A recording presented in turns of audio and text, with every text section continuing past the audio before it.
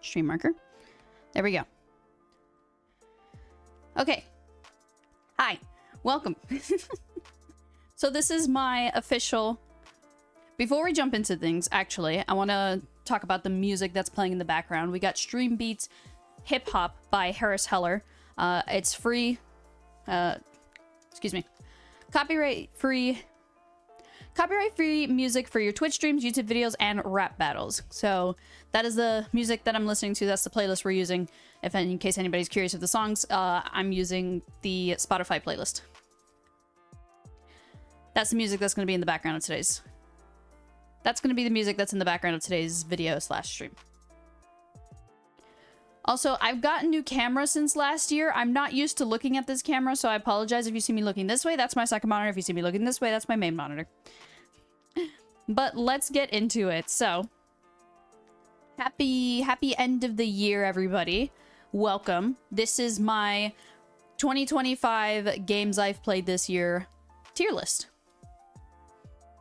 And I actually thought that all I played this year was Assassin's Creed. I just completely blurred these first 4 games out of my memory, which I'm happy that I checked my rank 1, because I was just going to go from Shadows to now of what I've played. And I could have sworn I beat Assassin's Creed 1. When did I finish Assassin's Creed 1? Didn't I play Assassin's Creed Shadows and then start Assassin's Creed 1? That's... Thank God I have an ad blocker. That website has porn ads on it. Yeah, I started Shadows in March. When did I start Assassin's Creed 1? Oh no, 2024. Okay. Oh, because Shadows took place after Revelations. That's when I took a break to play these 4 games, and then I jumped into Shadows because then Black Flag took place after Shadows. Okay, that's what happened. Couldn't remember for a second there. So, yeah, I totally forgot that I played other games this year, which is good because now I get to kind of have a refresher on them and give my thoughts. But these were more towards the beginning of the year, waiting for Assassin's Creed Shadows to come out. I'm also trying something different with my microphone. This is a different mic placement than I normally have. It's normally flipped the other way, but I feel like this whole thing covers my face too much. So I tried flipping it upside down. So hopefully the audio's fine. It looks fine on OBS, but I guess we'll find out in post. Also, if you see a little dangling thing here when I switch to just chatting, if you see the little charm thing right there, I'm using a necklace to hold the spit guard because I broke the rubber band. I broke the thing it came with. I broke the rubber band, and we don't have any rubber bands in my house, and I'm not going to go out and buy rubber bands. Oh, wait, I have a hair tie. I did find hair tie. You know what? We're already into the stream. I'll figure this out later. Okay. Back to the tier list. So, we're going to start with these solo games that I played this year, and then we'll jump into Assassin's Creed, which is going to be the main focus of today's video. Oh boy. So, we're going to be starting with Birth. And for these one-shot games that I did, I'll do a quick little summary on Steam, telling you guys about the game, which Birth was You Are Alone. You are alone. You will build a creature, a partner, a wet, warm heart, a collection of bones. So this was the creepy, like, puzzle game. This was the creepy This was the creepy but pretty aspect. What is the word I'm thinking of? Aesthetic. That's the word I'm thinking of. This is the game that had the creepy but pretty aesthetic that was also a puzzle game. So your whole thing was you were trying to collect all the parts that you needed to make your partner. That's it. Like, it's not that deep. So now what are my thoughts on the game? So for transition, so it's also easier for me to edit, we're going to be transitioning between my just chatting scene and the main screen when I'm ready to rank it. But when I'm just talking, we're going to switch to just chatting. And that way also you guys over here can share your thoughts with the YouTube video / just in general. If you have any thoughts on any of these games I played. So, well, actually looking at the video footage here, I'll show it in post, but also just to show the Twitch stream. Yeah, this is pretty much what the puzzles look like. You touched everything, you looked for hints and clues. You used items you gave you on other puzzles. You went back a couple times to do a couple things. I also 100% this game in my first playthrough. And I double checked the achievements. I kind of wished this game... Funny enough, it was this game that made me want Steam to have a pop-up when you finished all your achievements, because I played this game and I actually had no idea that I had 100% it until I was like, wait, isn't there an achievement I'm missing? And I tab out and nope, I had them all. But from what I remember of Birth, I genuinely really enjoyed the puzzles. The aesthetic is one of those of pretty creepy, or creepy pretty. I don't know how to describe it, but it's like, it looks like it's supposed to be grotesque and bother you, but the color palette and just the art style just make it, I don't know, soothing, easier to look at. I don't know how to describe it, but I enjoyed it a lot. I didn't find the puzzles too challenging. I thought it was great for like a quick one-shot like puzzle game. The game is typically $10. I probably bought it on sale. I'm not gonna even like sugarcoat it. It's on sale right now. This video is going to come out January 1st, so the Steam Winter Sale is still going on. So if there's any games, side note, sorry, but if there's any games you want from today's video, they're probably on sale during the Steam sale. I'll actually tell you if they are. But definitely check it out, because I plan on uploading this on the 1st, and the sale ends on the 5th. So it's the Steam Winter Sale. I might have said summer earlier, because I, for some reason, say summer a lot. So right now the game is on sale for $4.39. It's 60% off. But I find the puzzles very, like... I remember only getting stuck on one of them for a little bit, but for the most part, they're pretty, like, self-explanatory. Like, you would look at it and you would kind of just know what to do. It's also great if you want a quick, like, 100% in your library. And hey, in October, they also released the game on iOS. I knew when I streamed it back in March, they had just released it on Switch. And it looks like now in October, let me switch scenes real quick. It looks like now in October they released it on iOS. So hey, even on mobile, if you want to check it out, I highly recommend it. There will be overlay footage in the editing. Yeah, I beat it in 2 hours. Probably less than that with like pause times and interacting with my chat and stuff. Overall, let's go back to the tier list. I'm going to throw Birth under Loved It. I see no reason to put it any lower than that. No complaints. Next is 60 Seconds Reatomized. Let's talk about that game. I did not 100% it. It's my alternate comeback too. So, 60 Seconds Reatomized. The post-apocalyptic dark comedy is back, remastered and even more radioactive than before. Scavenge supplies, rescue your family, and stay alive in your fallout shelter. Make difficult decisions, hunt mutant roaches, and maybe survive. Or not. There's really not much to this game. It's a point-and-click strategy game. You run around as either Ted or Dolores, and you get supplies, including your family members, and you take them to your shelter before the nukes hit, and you just gotta survive. They give you yes or no scenarios, choices, when to feed them, when to give them water, when to heal them if they've been injured, and you just do your best to survive. It's not typically my type of game. But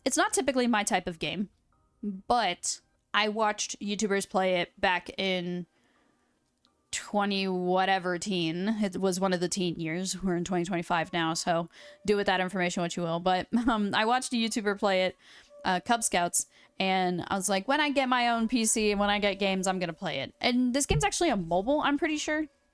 And I ended up buying it on mobile and playing it there, and I was like, okay, I could enjoy this. It's not typically something I use. Excuse me. It's not something I typically play. It's not like my usual forte of games. I'm more into like more immersive RPGs. I don't know how to explain that better. Well, anyway.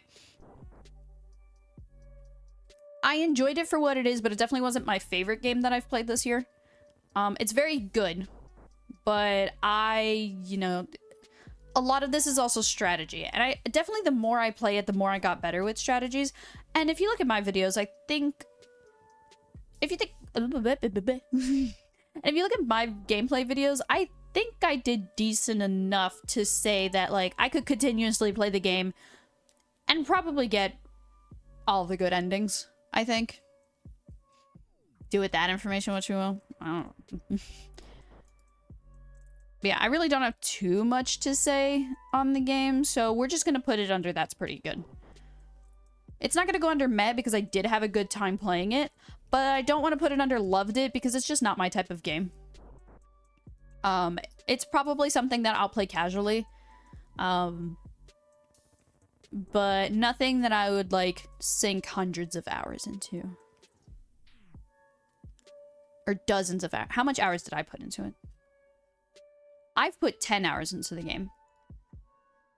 And maybe half of that was streaming it. Maybe. So, you can see that I haven't really played it too much since I streamed it. But I would like to come back to it one day to 100% all those Steam achievements. And there's definitely plenty in the game that I haven't done. So, it's pretty good. I would play it again, but eh. Not meh, but not loved it. It goes right there under that's pretty good. Next is Arcane Blast. Arcane Blast, Arcane Blast. I have more to say. If you're wondering why I'm zooming through these 4 games so fast, it's because I have way more to say about the Assassin's Creed franchise versus these, like, literally one-shot games that I either beat them the same day I streamed them or I played them for as long as I felt like it. That's why we're zooming through it. Arcane Blast is a very... Arcane Blast is a fast-paced, action-packed roguelike brimming with sorcery. Master the 7 elements, combine them to achieve powerful reactions, and face swarms of enemies to help feline mage Adrian find his way home from a time dungeon. I actually have a few things to say about this game. Gameplay itself, I had fun with it. It's just shooting, and then you get abilities every now and then. Well, let me start from the beginning. Like the description said, it is a roguelike, so you randomly can get power-ups and abilities every time you defeat a level. I don't remember if you get one when you first start the game, but whatever, not the point. I remember when I first went through it, I genuinely struggled to get past the first boss. And then once I got past the first boss, it just got easier and easier. Believe it or not, I think I defeated the final boss in like 1 try or 2, maybe. Maybe 2. I remember my second video of the game, I did like maybe 3 runs in that video, and the 3rd run was me beating the entire game. Like, I beat the last 2 bosses on my first try. Excuse me. So, the game doesn't necessarily have the best, like, difficulty, in my opinion. And then you could also go into the equivalent of New Game Plus, which is just you keep all your powers, and then you just go through the fights again. And I think all they do is give you more enemies, and everyone's a little stronger. But you're 10 times stronger than all the enemies at this point, and you could just blast through the game on New Game Plus. I was hoping that beating the game on New Game Plus, I remember feeling this. I was hoping that beating the game on New Game Plus meant you would get some type of ending, but nope. You're still trapped, you're still stuck as a cat, like nothing really changes. So, the game's fun up until you beat it. Afterwards, there's not much to do. If you like 100%ing and you want the Steam achievements, there's plenty to do because you get achievements for unlocking all the spells in each type, which is fire, air, water, and earth, obviously. You also get achievements for beating the game on the hardest difficulty with your friends. You get the achievements. I believe I'm only missing a couple achievements in this game. Yeah. The only achievements I'm missing are find all lightning spells, find all water spells, and complete the game on max difficulty. Oh, I forgot about difficulty stages, so I do take that back. I've not beat the game on the hardest difficulty. But I noticed in normal difficulty, the more you played it, the easier it seemed to get. After beating the boss the first time, I didn't really see myself struggling with the game too much. That's my opinion. Am I saying that the game should have been harder? Not necessarily. Am I saying that maybe it was too easy compared to previous roguelikes I've played? Maybe. It does have difficulty modes though, and I think I've only tried it on the hardest difficulty maybe twice. Because after I stopped streaming it, I just stopped playing the game. I won't lie, I haven't touched the game since I stopped streaming it. So I won't say that I've continued to try to get the hardest difficulty. So with that in mind, I'm actually... Oh wait, I just realized my ranking is in the wrong order. This is supposed to be...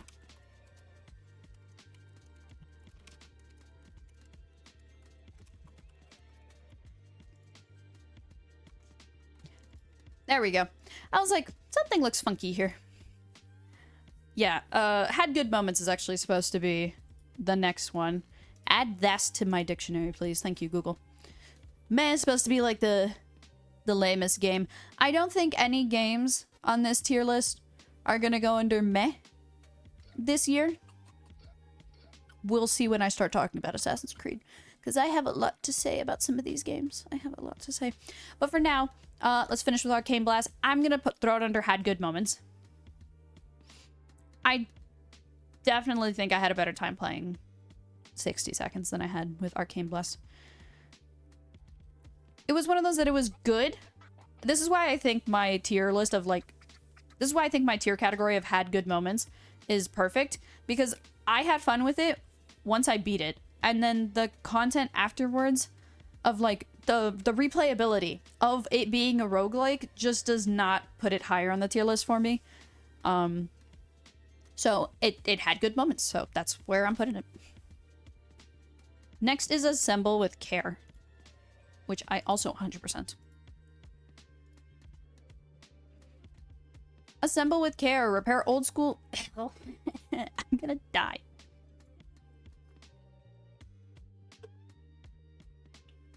Don't ask me why I was spinning. I have no idea. Assemble with Care. We're not going to talk about it. Repair old school objects in this cozy puzzle game. Join antique restorer Maria as she arrives in the sun-soaked town of... God, I butchered this then. I'm going to butcher it now. Bella Riva, and set out on a journey of helping the townsfolk reconnect. This game... Oh my gosh, I have so much to say about this game. Well, not so much, but like enough. So, Assemble with Care... The story was really fun. I loved the story. The puzzles, I think the puzzles were a little too easy. I had some, like, frustrating moments. Like, actually, I'm just looking at a clip now. I'm looking at a clip. Hold on, go back. I'll show it in my overlay footage, but to show my stream.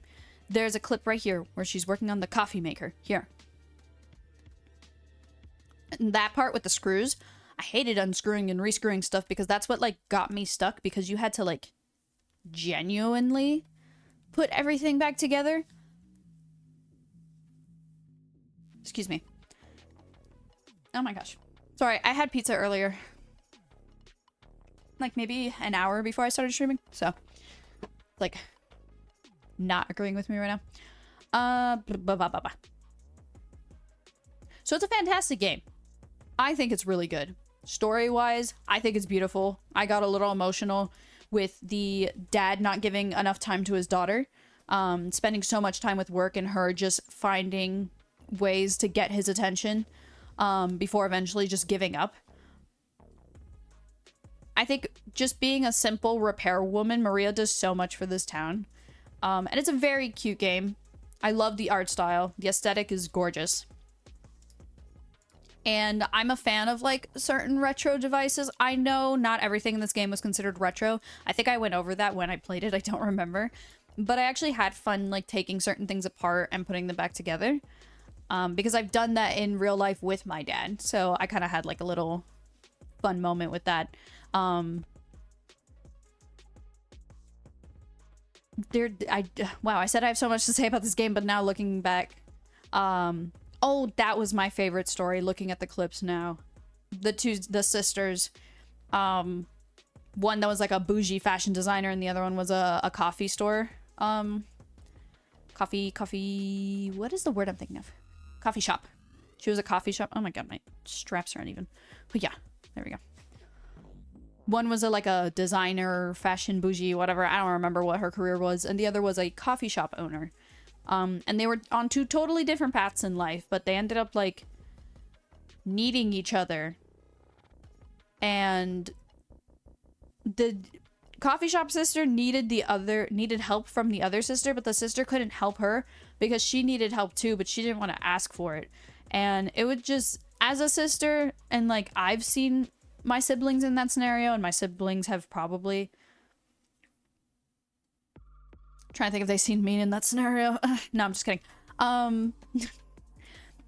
Just I have two siblings, so seeing that relationship of the sisters, you know, hit a little bit close. That's why I tend to do good attention wise with sisterly stories, because I am a sister, and I have a little sister, and just seeing all the I'm looking right now at the projector repairs of the, and you see pictures of the sisters together, and yeah, I think that was definitely my favorite part. I also loved the prologue where you play as the coffee shop sister and she's trying to fix her coffee maker like Maria would, because, you know, she's only in the town for like a week, I think, and then she goes off to somewhere else.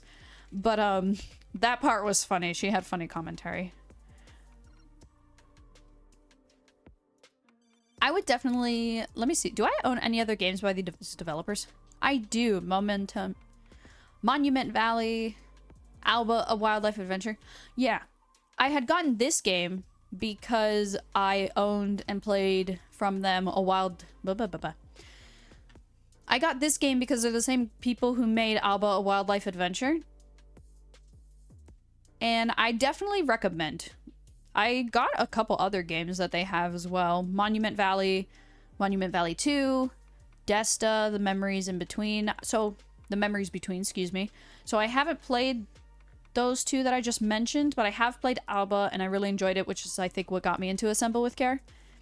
If you're into games like Unpacking or A Little to the Left, it's very similar to that of like the organization. Well, it's very like that. It's similar to those games aesthetic-wise, but it's different because you're repairing and putting things back together versus, like, organizing things. Which is a fun twist on it because I feel like there's more games coming out like Unpacking nowadays. So I don't know when this game came out, but I think that was a good, like, twist. It came out in 2020. I don't know when Unpacking came out, but I think this is a good, like, variation. If you like the aesthetic of Unpacking but want to do something different, not organizing, I think Assemble with Care is a good alternative. Which Assemble with Care is typically $8. It's currently on sale for $1.99. Also, I forgot to do that for Arcane Blast and 60 Seconds, so I'll tell you those right now. Hold on. For 60 Seconds, the game is typically $10. It's currently on sale for $4.99, so $5. And for Arcane Blast is typically $10 and is currently on sale for $4.99. Both games are 50% off, with freaking Assemble with Care being, what, 90? Hold on. Oh, wait, I 100% it. Oh, this is another game that you can 100% it as you go. I believe that my sister actually 100% the game when we shared our Steam library. But I believe all the achievements are just you get them as you go through the story. So it's another easy 100% for your library if you want it. But it's 75% off. That's a deal. That is a deal. So back to the ranking. I feel like I've talked about the game enough. I'm going to throw it under loved it. I actually think I loved it more than Birth. Just because it had a little bit more story that I resonated with. Versus Birth was like the puzzle aspect, and then the story is bam, your lover. While Assemble with Care had a story I more like resonated with. But both are still good games. All these games that I've talked about so far are still good games. These are just my personal opinions. And now the moment I'm sure most of you have been waiting for, because my entire content this year has been Assassin's Creed. If you like watching my VODs, I'm so sorry, because all I've been posting is Assassin's Creed. And the occasional Marvel Rivals. And Repo. I don't know, my friends asked me to play and I was like, can I stream? And they're like, yeah. And I'm like, okay. I'm going by the order I played them. So, this is not by a certain, like, release order or anything. This is the order I played them this year. So let's start with Assassin's Creed Shadows. I did a description for the other games I played because, well, one is a refresher, and two, because I wanted to, like, show them off to people, because I think they're good indie games. I believe they're all indie games. Yeah. I don't think 60 Seconds is a AAA game. They're all indie games that I would definitely recommend people checking out, so that's why. That's one of the reasons I'm giving the description. But here's the description for Assassin's Creed. Assassins versus Templars. Boom. You're playing one of them.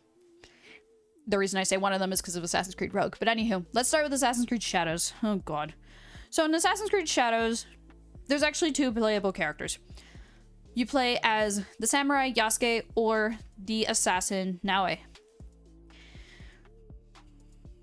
Okay. I'm trying not to crash out here. For starters, it's better than Assassin's Creed Valhalla. And that's saying a lot, because Assassin's Creed Valhalla sucks as an Assassin's Creed game. But let me tell you that Shadows is not that far behind. Hold the phone. First of all, we're not even going to talk about the Attack on Titans update that they did. I don't like Attack on Titans like that, but I feel bad for whoever does. I'm gonna show you guys on stream. And for my YouTube videos, y'all see it in post.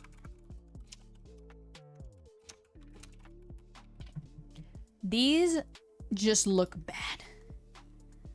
This looks so bad. Where is it? I need footage of this right now. The outfit on Naoe looks good though. This outfit that they wear in the anime, it does look good. I will give them that. Oh, this is a clip of it. Can I get a video? Short videos. New Attack on Titan items have been Shadows for. I can't lower it. Sorry. I need footage to show people how bad it looked. Is it this one? Look at that. What is that? What is that? I know they're supposed to look creepy, but I don't think they're supposed to look like that. Also, just... why does Yasuke... sorry, I hit my cord. Why does Yasuke look better rendered than Naoe?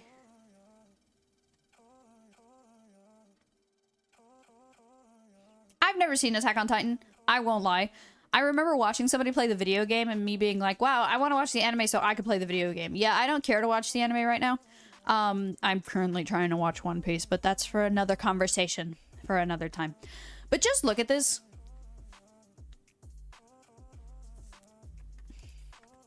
Anyways, shout out to Adventurous Fee on fucking Reddit for that.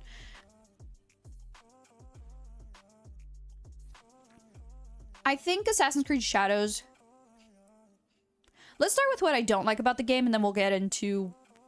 let's talk about what I did like about the game, and then we'll go into what I don't like. Just because I feel like there's, you know... I feel like there should be more to say about what I like, but... meh. So... I like that we can freely choose who to play as. I appreciate that it's not completely story-locked of, like... oh, you're going after this character? Well, okay, now I needs to go after him then. Or, you're going after this guy? Okay, let's play as Yasuke. I think we only had... the only time we had moments like that were if we were going for their character-specific quest. Example, learning about Yasuke's backstory. Example, learning about Naoe's dad. I need chapstick. I'm going to be yapping today. Excuse me. So those are the only times I remember. Granted, I played up until... I played the game for like 6 months, I think. Or something like that. Feels like 6 months. Whatever. I played Assassin's Creed Shadows, and then... what did I do? We did my finale stuff and like collectibles and stuff like that. I did the Dead by Daylight update when it came out, so I tried to keep up with the game, but once I was ready to move on to the next Assassin's Creed game, I uninstalled it. And I'm kind of glad I did, because if I experienced that Attack on Titan update for the first time on my own, I think I would be more traumatized of how it was performing rather than the actual Titans itself. But again, let me not dwell on something that I haven't experienced.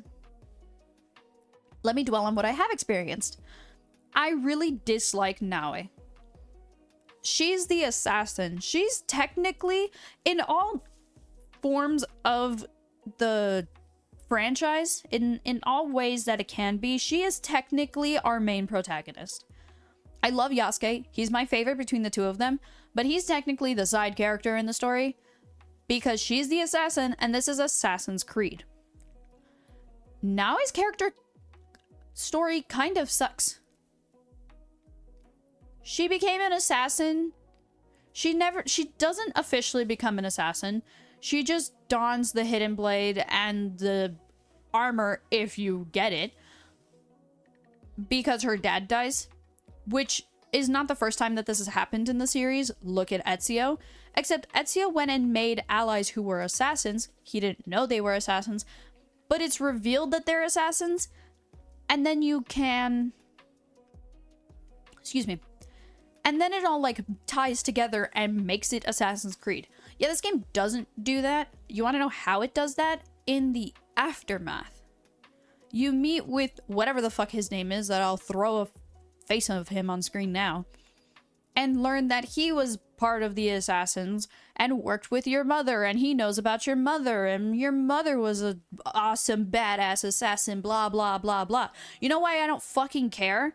Because that should have been part of the main story. We go through the entire fucking story to get this stupid box, and do you want to know how this story ends?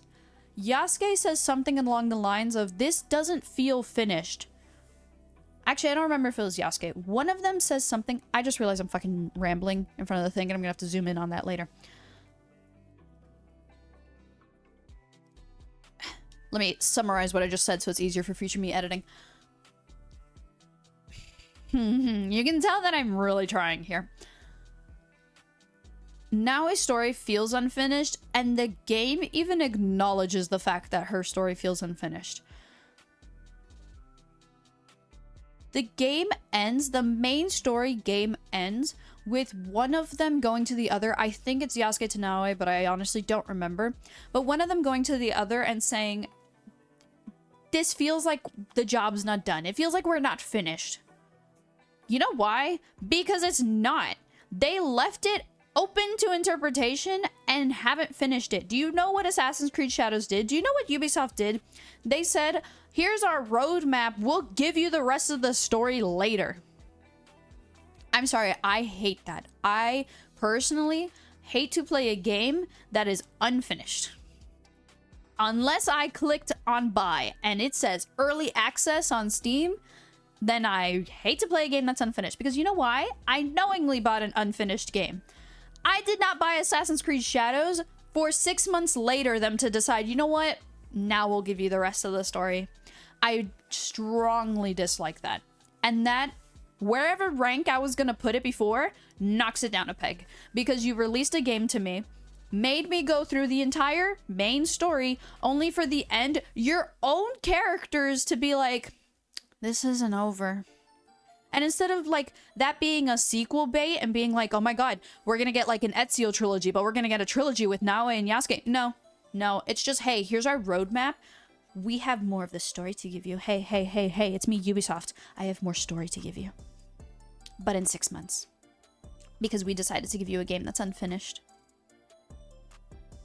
Why?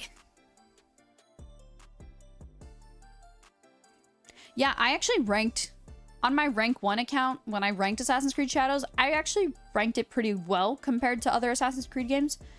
And I really, the more Assassin's Creed games I played, especially the older ones, the more I hate the newer ones. And I now finally understand what people were saying about the newer RPG games.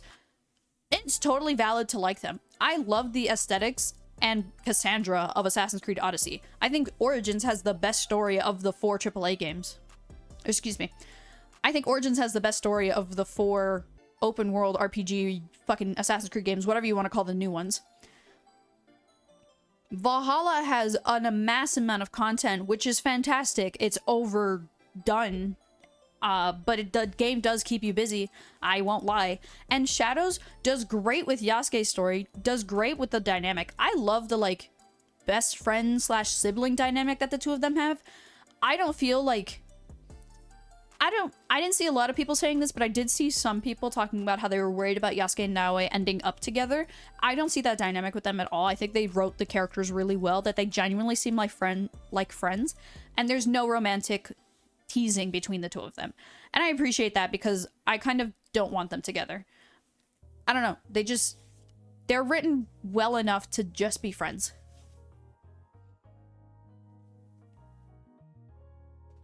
So Shadows does things really well for what it is, but there's just so much that bothers me about essentially the main story being unfinished. You go through the whole thing of finding the box, only for the game to end and being like, you're not done.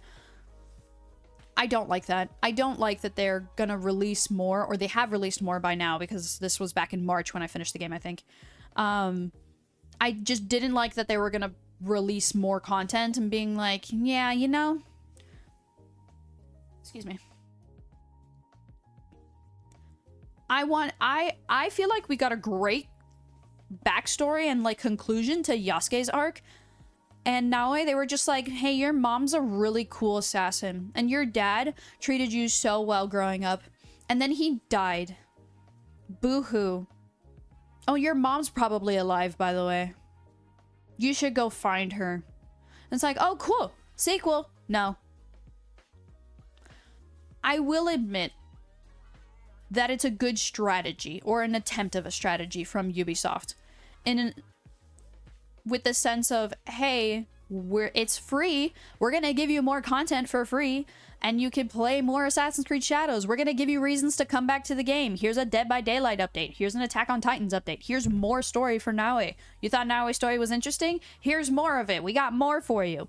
And it's great to bring people back into the game. Me personally, I would have come back for like the Attack on Titan and the Dead by Daylight stuff, but not for Naoe's main story. I think that should have been just like in the base game, because she's your main character. She's your assassin. How are you gonna like leave out her story? And it's like, oh, but we want people to come back to the game.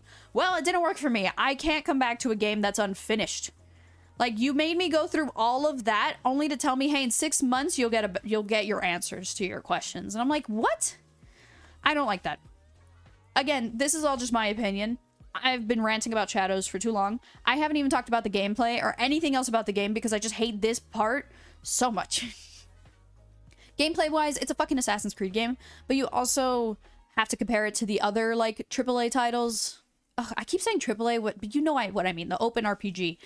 You gotta compare it to the open RPG, you can't compare it to the newer games. I've played a lot, or you can't compare it to the older games, and I've played a lot of the older games this year. Actually, most of them. I think the only one I didn't play this year was Creed 1, which I played at the end of last year. I had an honorable mention for Assassin's Creed 2 last year because I started it, but I finished it this year, so we're actually going to officially rank it this year. I've gone into such a rant for Assassin's Creed Shadows, and I'm so sorry. But yeah, gameplay-wise, Yasuke's the brute, she's the assassin. I think her stealth was interesting because you could go under floorboards, you can cling onto the roof with like her rope thingy, whatever it was called. I know in updates they improved the parkour. That's still just a thing of like, that should have just been in the base game. I know I'm not the only one who feels this way, but I'm pretty sick of AAA titles, big budget fucking games, releasing unfinished shit. Because how are you going to release a parkour update? Don't you think you should have perfected the parkour before you release the game? You want to do the fucking story thing to bring players back? Like, let's say they had the story written the whole time. This wasn't no bullshit of like, we just released the game, we'll come up with the story later. Like, okay, that's I don't like it, but it's fine. You want to do that to bring your players back to the game. Okay, fine. Because you don't want to drop a battle pass like other games are doing, but you still want to bring people back. Okay, I can accept it. I don't like it, but I can accept it. What I don't accept is parkour updates. You can't see my hand. Parkour updates. Bug fixes, gameplay improvements to the game. I think this stuff should have just been in the base game. Bug fixes, okay, that happens to everyone. Like, every game has, you know, most games release a patch for bugs because you can only have so many playtesters. And the internet's a wild place and people will do wild things, and then you're like, shit, gotta patch that out.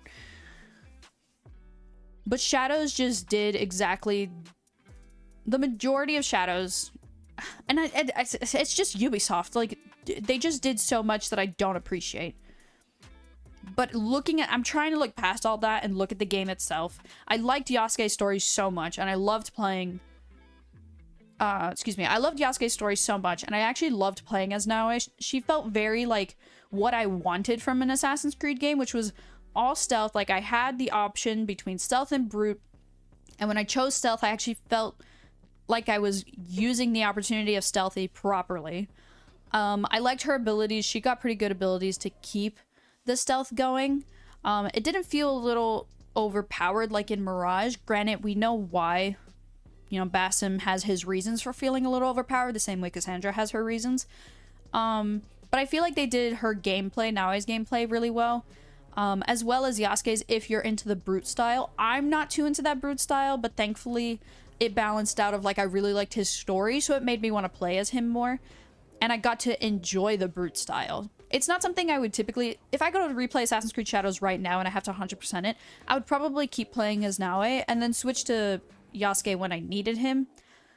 When it came to choice of gameplay, but that doesn't mean his gameplay's bad, it's just not my style. I don't want to rant about Assassin's Creed Shadows anymore because we still have all of these other Assassin's Creed games to go through. While they're shorter and my thoughts are a lot more direct with them, I just had a lot to say about Shadows, and I say this every time I talk about Shadows, so hopefully this is the last time I say Assassin's Creed Shadows in 2025. And let's hope I say it a lot less in 2026. But we'll see what Ubisoft comes up with. I'm gonna throw it under... Oh god, I'm debating between That's Pretty Good and Had Good Moments. Because I don't want the ending of the game to bring down the entire ranking to Had Good Moments. But this... Shadows is definitely on the lowest tier of all these other Assassin's Creed games. Did I have more fun with Arcane Blast and Assassin's Creed Shadows? Probably not. So I'll put it hey. It has good moments, and it's definitely better than Arcane Blast. But, yeah. Also, little side note, obviously, I'm not comparing a massive AAA Ubisoft game to an indie game. I'm just comparing in a sense of... I'm not comparing the games, I'm comparing my experiences. And I definitely had a better time playing Shadows than I did Arcane Blast, but at the same time, like, look where they are on the tier list, you know? Moving on. Assassin's Creed 2. So Assassin's Creed 2 is the introduction to the Ezio trilogy. I wish we had gotten more of like this single Assassin trilogies. You could consider 3 Black Flag and Rogue a trilogy because of how they're all connected. At least I kind of do, but not really. We really only call the Ezio trilogy a trilogy because we get the same protagonist in the 3 games. So Assassin's Creed 2 is kind of what I talked about earlier of like Ezio is just living his life with his brother. He's like, oh, and may this never change us. And then bam, next snap, everybody fucking dies.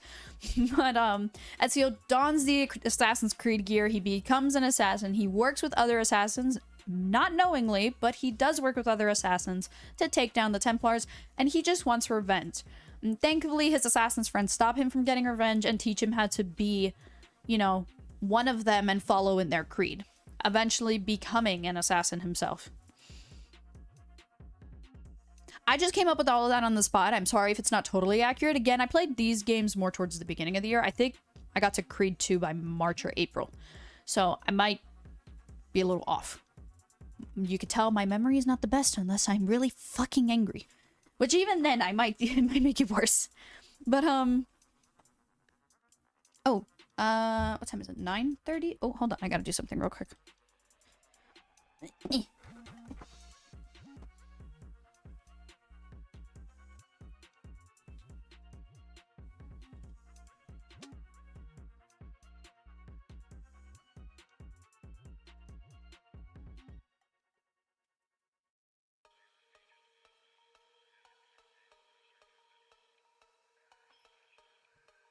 I hit my mic. Well, I do hit my mic a little bit less now with it kind of upside down like this, although it does look funky on my monitor. It's not covering my face. It's an update. Because my new desk, when I moved, is higher than my old desk. So that's why it's, the boom arm is so visible. Excuse me. Okay. So, back to talking about Assassin's Creed 2. That was about the best summary I can come up with. So, gameplay-wise, it did well improving on Assassin's Creed 1. And it gave us a more likable protagonist. I'm not saying that Altair was bad. I'm just saying Ezio was a lot more fun to relate to. Altair was just kind of, I broke the rules and I'm mad about it, but I've become a better person by the end of the game, which I appreciate. That's character development. I don't really relate to that. I've never broken the rules and then been upset about it and then taught to, from the beginning, to follow the rules. That's personally not me. Then again, you know, I've only broken the rules maybe like a couple times. But no, with Ezio, I think he just was the first character that just became really relatable for us in the Creed franchise. Granted, he's the second one to appear, but he was the most relatable between himself and Altair. So it became, me personally, I say we, but I really mean me personally, became a lot more attached to Ezio, especially of the fact that it's a trilogy, and we got to see his character grow even more. We'll talk about Revelations in a minute. So, gameplay-wise, it just improved a lot on the first game, and it gave us a much more, I don't want to say filled map, because playing Assassin's Creed 1, it actually has a pretty big game, like the open world of it. Excuse me. You have the open world of the traversal in between lands, and then you also have the areas themselves. There we go. You also have the areas themselves that weren't exactly small. The problem with it was that each area was the exact same activities of, what was it? Trying to remember now. It was the flags, and there were so many flags. Oh my god. And it was the missions, the repetitive missions. Assassin's Creed 1 was just very repetitive. And I think that was its major downfall. I don't remember 2 being so repetitive, but it did have the similar formula of stalking mission, eavesdropping, assassin, fight. You know, that formula breaks up a little bit more in the future games, but that's kind of the formula of Assassin's Creed. So I'm trying not to blame the game itself for that when they all do that, you know? I really don't have much to say about Creed 2. I have more to say about Brotherhood. Good things, I promise. It's actually my favorite of the trilogy, but we'll get into that. So, for Assassin's Creed 2, is my transition working? No, I apologize. It just jump cuts to my main screen. No idea why. I have it set as a transition 3 different ways for it to fucking work, and it just doesn't. But anywho, when I click on it, does it transition? This is my second monitor. Oh, it does. So it just doesn't work. Wait a minute. It transitions from my second monitor to my monitor. But then when if I go to BRB and then to my monitor, it jump cuts. And then just chatting, jump cut. Whatever. What do I know? I just play video games. I'm gonna put Assassin's Creed 2 very high under that's pretty good. just because when we get into the rest of the Assassin's Creed games, you'll see why. I definitely loved some of these games more than Assassin's Creed 2, but it is a very good Assassin's Creed game compared to Assassin's Creed 1. Like, it did really well on, I think, pulling people back into the franchise. I think if Assassin's Creed 2 didn't do well, we would not be getting so much Assassin's Creed content. But I also don't know the history of them making the game, so that's my opinion. Next is Assassin's Creed Brotherhood, which is my favorite of the Ezio trilogy. So Brotherhood does really well of improving even more upon the franchise. I remember being what was it that you're like fighting some guy? No, that's how Assassin's Creed 2 starts. How does Brotherhood start? I forgot. Oh my gosh, let me pull up my gameplay videos. Why do I have 3 Google tabs open? No, I don't, just 2. I just got a recommended video when Hell's Kitchen actually got terrifying. Okay. Nikki, thank you for the hydrate. I'm going to save that to my watch later and go to my videos. Playlist. How did Assassin's Creed Brotherhood start? Let's find out. What? No. Don't listen to that.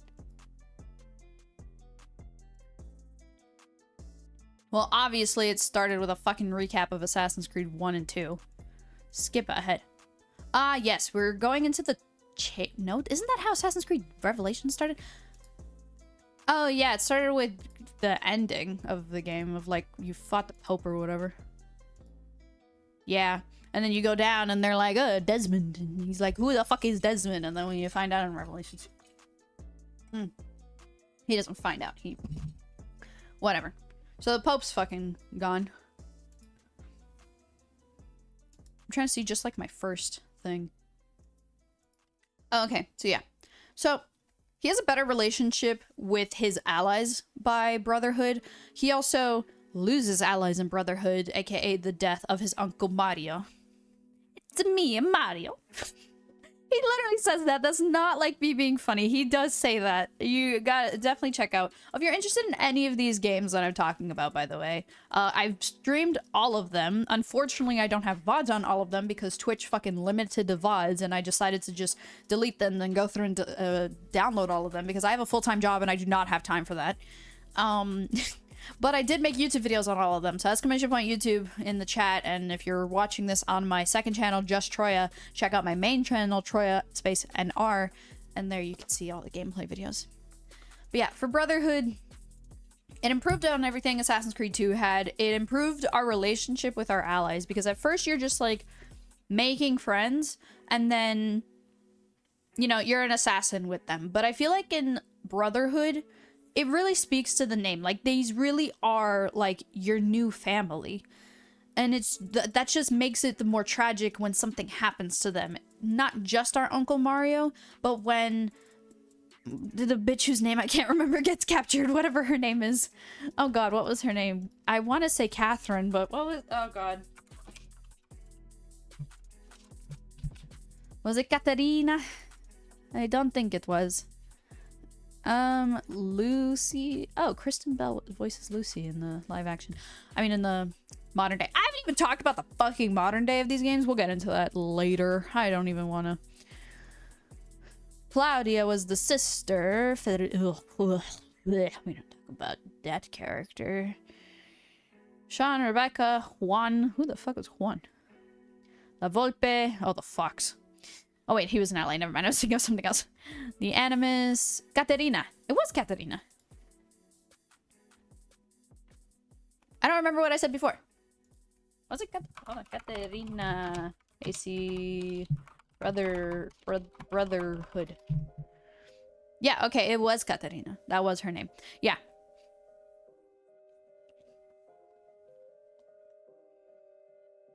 Her name was Katarina. Anyways, back to it.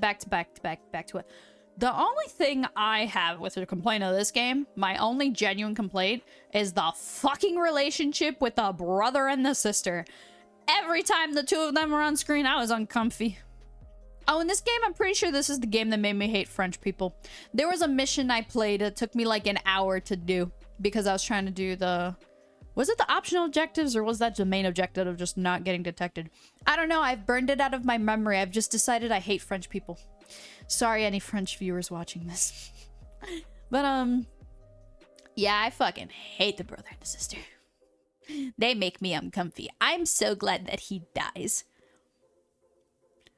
Oh, Ezio has great fucking one-liners. The writers for the Ezio trilogy did fucking fantastic with his character, because my favorite line of his comes from this game where, well, actually I have two favorite lines of him, but my favorite line for him comes from this game where the fucking brother is like, you can't kill me or something like that, and he's like, you're right, I can't. I'll like, oh, fuck, what was the line? Hold on. No, I'm not gonna fuck it up. What's the, is it cut the, no, what was the brothers? Hold on.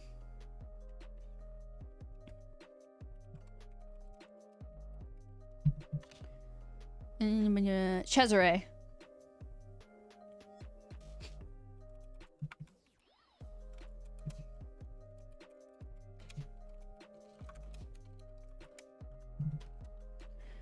I'm bringing it up now. His name is Cesare. I had to Google it. I forgot his name. But my favorite, my second favorite line is actually, it's not really a line. In Assassin's Creed Revelations, there's a scene where Ezio like dresses up and he's playing like, I don't know the name of the actual instrument, but it's like a guitar. I think it was a lute, but don't correct me because I don't remember. Or correct me because I don't remember. Apologies. But he's talking about how he killed Cesare. And the line is, with great depravity, he met his fate with gravity, or something like that. I love that. Let me see what the exact line from Ezio is.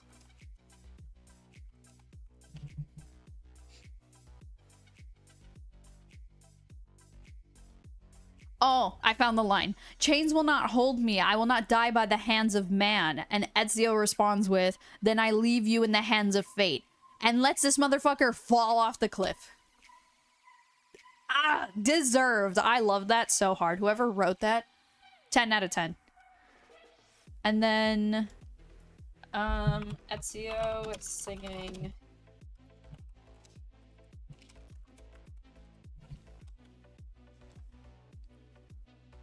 It was the lute. You see, it was called the lute. Oh my god, thank you, Reddit. I love Reddit. Someone wrote down, Cesare, oh Cesare, a man of great depravity, believed himself immortal till he had a date with gravity. That is my second favorite line that Ezio's ever sang. When he did, like when I heard that, I remember laughing. But that's from Revelations though, but it has to do with the events of Assassin's Creed Brotherhood, which is why I brought it up. But yeah, I really don't have many complaints. My complaint is about like the story, but that was normal for the time, which is gross. I can't imagine kissing my siblings. Ugh. I don't even like them touching me. Fucking kissing. Ugh. Sorry. Anywho, when it comes to the Ezio trilogy, I actually really don't have many complaints. I actually have complaints about Revelations of certain lack of content and how the game felt rushed. Again, we'll get into that when we jump over to Revelations.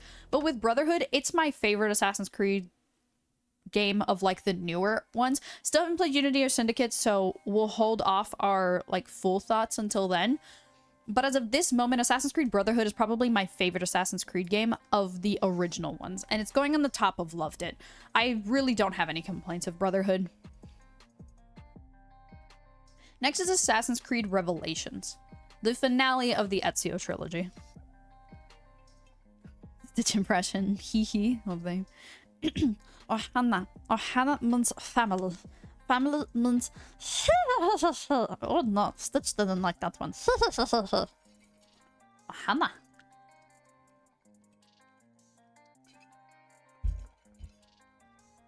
That's all you get. So for Revelations, I actually do kind of have a complaint with Revelations. I like but don't like the hook blade. I wanted the next part of the review in Stitch voice. I'm not doing that. I'll give you, like, if you want me to say something, I'll say it, but I'm not doing that. I'm not doing the whole ass review in the Stitch voice. That'll fucking kill my throat. I'll let you pick whatever line you want. I'll say whatever you want, but I refuse to do the whole thing.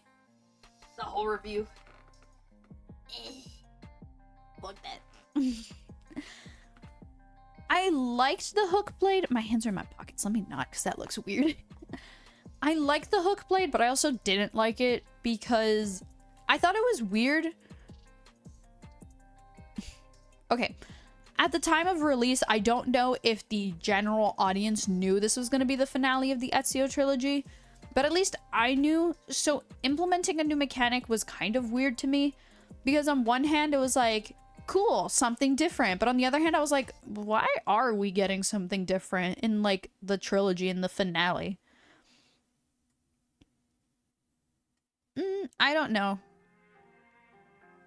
It just felt like, I don't know how to explain it.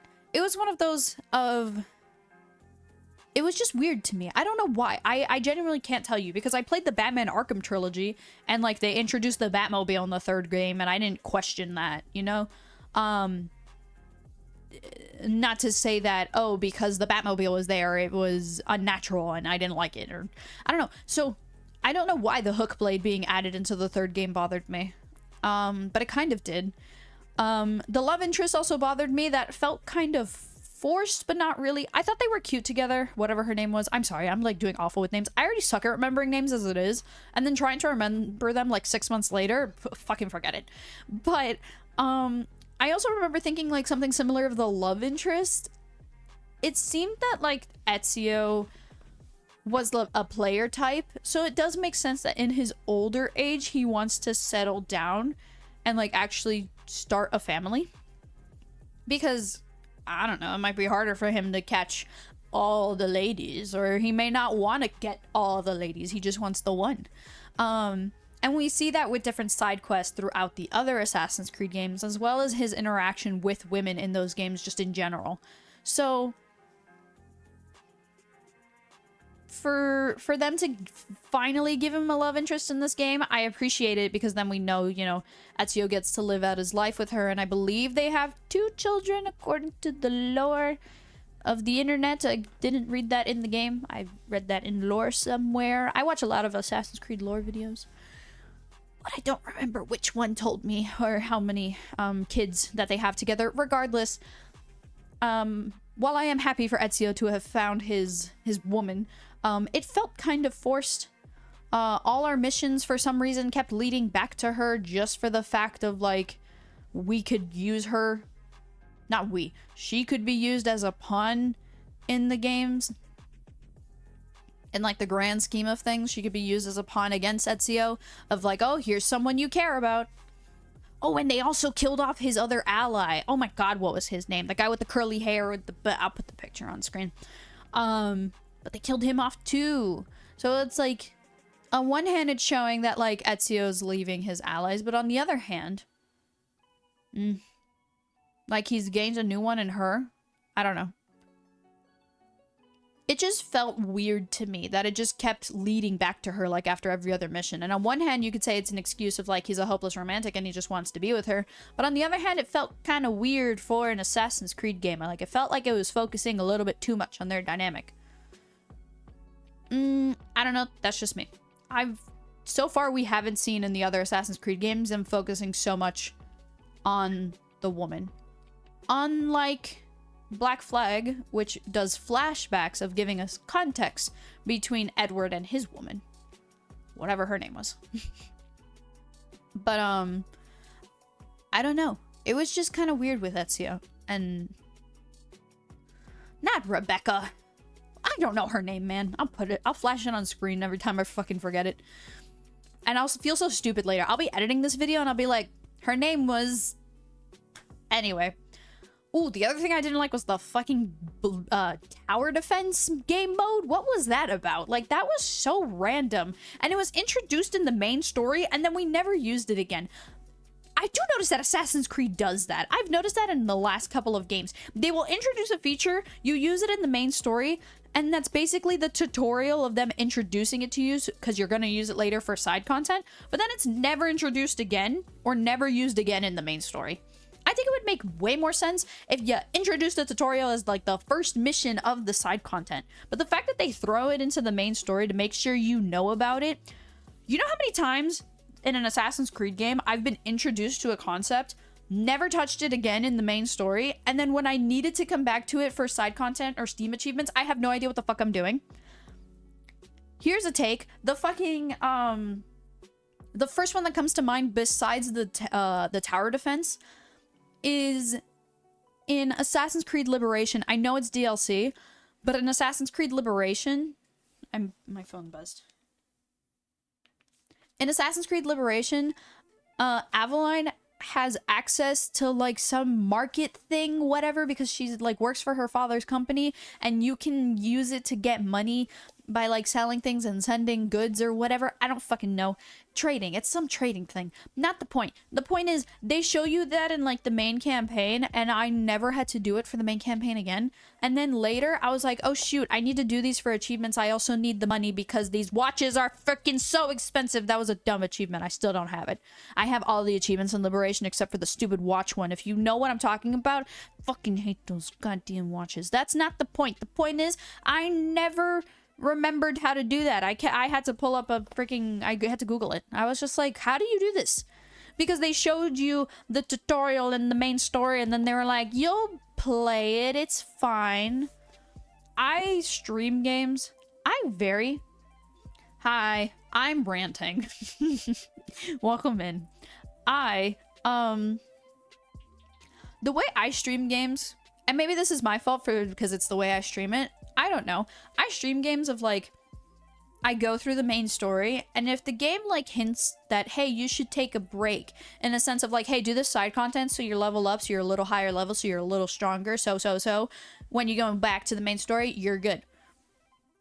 Excuse me. Examples of games that do that are Horizon Zero Dawn. I don't know if Borderlands has directly done that, but they've kind of done that in one of the games, I'm pretty sure. Don't quote me on that because I can't remember right now. It's been years since I've played a Borderlands game, and I really want to play Borderlands 4, except I know I'm not going to play it right now. Or I wouldn't want to buy Borderlands 4, but I know I'm not going to play it right now, so I'm not trying to spend that money. It's like $70. AAA games, man. This is why most of my library is indie games. Not the point. Back focus, Troya. Fuck, what was I ranting about? I don't know. TLDR. Friggin', I think the Assassin's Creed games has a weird thing of like introducing mechanics that you never use again. Oh, the way I stream games is I just go through the main story and I do side content afterwards. I don't do side content as I go. I think Horizon Zero Dawn was the first game I ever did that with. And then as I was streaming it, I was like, dude, I just want to keep going through the story. Like, I'll do the side content later. And I kind of developed that mentality when I naturally play games too. Then again, I haven't played a single player RPG game outside of streaming. I can't even say Suicide Squad Kill the Justice League because that was the looter shooter. Yeah, no, because I streamed Horizon Zero Dawn and then I decided to go 100% it on my Steam library. So, do with that information what you will. Anywho, I think Revelations was also weird because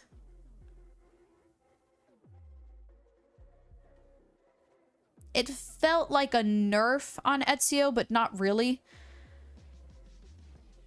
The beginning of the game is meant to show you that Ezio's gotten older and he's just not cut out to be an assassin. Not that he's not cut out to be an assassin anymore, but it might be time to retire the cape soon. Or it might be his way of realizing, or the game's way of showing the audience, that this is why Ezio wants to go and settle down, because he's realizing he's starting to get too old for this.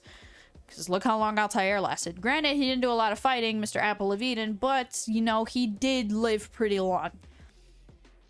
I think. I don't know, he looked fucking old. That was the other thing about Revelations. We got a lot of Altair flashbacks, which I thought was weird, just because I was like, why the fuck are we getting these? And then I was like, oh, it's to connect it to why Ezio gets the Apple of Eden, and or why this whole thing is locked up. And then that leads to Desmond. He's like, oh, Desmond. I haven't even talked about the modern day for any of these games.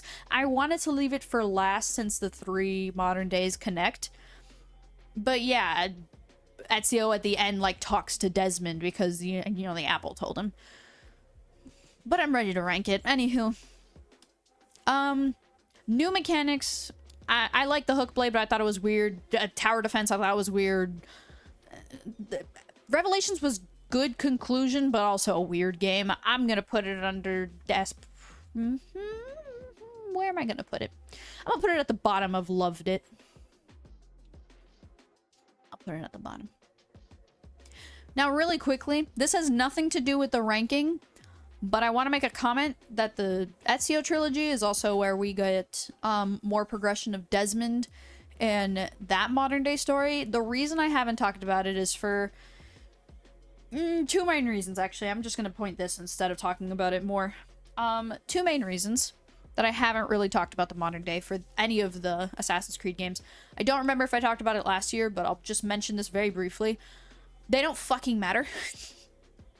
Yeah, it mattered when Ezio was the main protagonist, but as we know, because I've played the modern day out of order, Ezio's dead, and it shifted to Lila, and Lila's dead now too. Actually, it turns out neither of them are dead, but they're part of the artifacts now. Who fucking knows? And I assumed that Basim was gonna be the next modern day protagonist, except Shadows doesn't have a modern day protagonist unless they've added something about that in the latest update, because again, roadmap. But yeah, there's no modern day protagonist, so I've just decided at this point it just doesn't matter. I'm not saying that they should have kept Ezio as the modern day protagonist for each of the games, but I think dropping him is kind of where it also kind of dropped off. Having the silent protagonist fill in until you start the open RPG is what I'm calling the newer games. I don't know. The modern day was just, even I was playing the modern day. Here's the second reason I haven't talked about it. I was playing the modern day out of order, but at a certain point we were playing it in order, because I did the RPG games and then I switched over to the newer games with pausing for with a pause after Creed 1 for Assassin's Creed Shadows. But even when I was playing them in order, 2, Brotherhood, Revelations, 3, Black Flag, it still just didn't mean anything to me, because it was Juno and Laotra are fucking fighting who's right and who's wrong about destroying the world. Do we let the world burn on the 12/12/12, whatever the fuck the date was? I thought it was December 12th, 2012. I could totally be wrong. Not the point. Pretty sure it was. Or do we let Desmond sacrifice himself and be like, no, end of world today? That's pretty much it. I just told you the whole plot of the modern Assassin's Creed. The coolest thing was in... Was it in Black Flag? Or was it Creed 3? He died in 3. So... it was in Assassin's Creed 3 Modern Day, where we actually get to go out and do missions with Desmond of, like, getting the pieces or whatever, the energy thingies we need to power up the place. That was probably the coolest modern day story we've gotten, because we actually got to show why we're an assassin. The whole plot of, I think, Brotherhood's modern day is, oh, you're going back in as Ezio, or maybe this was the plot of the second one, but whatever. You're going in as Ezio to experience his life and experience, yeah, it was too, the training of a brand new assassin. Or was that Brotherhood? Whatever, that's not the point. The point is you go through the whole thing of, like, being a modern, of training as those assassins, so that way in the modern day you're one of them, you're ready to fight, you become an assassin. And we only get that twice. We get in the credits of one of the Ezio trilogies, we are escaping the facility that we've been in this whole time, and we fight a couple of Stergo's men. Sorry, I was told to hydrate by my stream. Thank you, Nikki, for the hydrate. And then in Black Flag, oh no, in Assassin's Creed 3, when we do the missions and actually go and fight Daniel and go and fight Abstergos and have to sneak around and take them out, those are the only times you really feel like a modern day assassin. That's the feeling of it. Don't even get me started on the story, because the story was good until it just kind of started being more confusing. I personally, if you asked me to tell you the modern day story, all I could tell you is that the Templars have higher numbers and they're trying to wipe out the last of the assassins so they could continue their plan. I don't know what their plan is. I know it was like Juno and Minerva, that was her name. Their plan to like both use Desmond, one as like the savior of the people, like their new messiah, and the other one to sacrifice himself to stop the freaking 12-12-12 from happening. That's it. I don't know what else happens. Sean's a dick. Rebecca's the techie one. They're gonna fuck and have a baby. I heard she's pregnant in Valhalla, so I don't know where she is now. I hope she had her baby. And then fucking Lucy dies because you killed her, because guess what? She's a traitor. Oh, and my dad shows up. My dad's here too. Oh, wait, guess what? They took my dad, but I saved him, and then I sacrificed myself. That's the modern day of Assassin's Creed. Thanks for watching. All right, let's talk about Black Flag.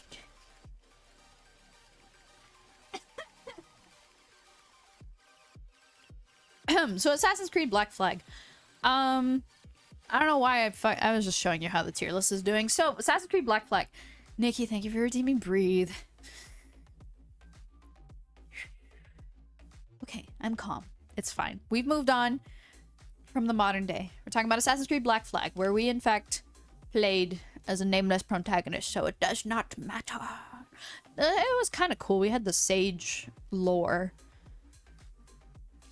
Okay, I do have a side note, actually. The modern day for Black Flag actually connects to Black Flag pretty well, in the sense of, like, the whole thing is the Sage, and then you kill the Sage in the game, or in the Animus, excuse me, and then you go wake up in the modern day, and bam, the Sage is trying to kill you. He's been reincarnated, and he knows you're with the assassins, and bah, bah, bah, and he dies. Like, fuck that guy.